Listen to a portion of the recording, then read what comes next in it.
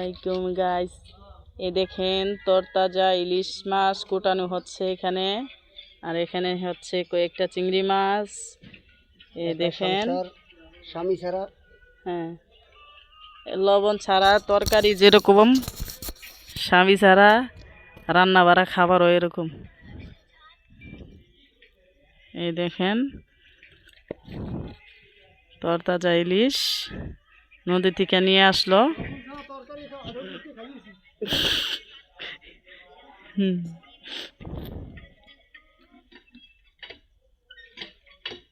এর বউ নাই, একা জীবন।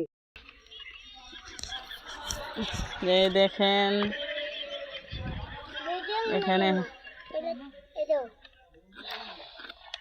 ইলিশ মাছ,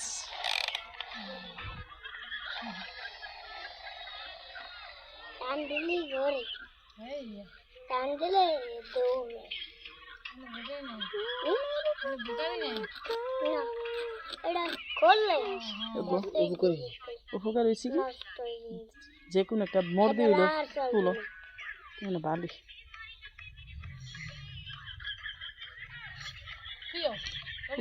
পুরুষটারে দেখাইতাম না, লোকটা ঠিক আছে সেরকম।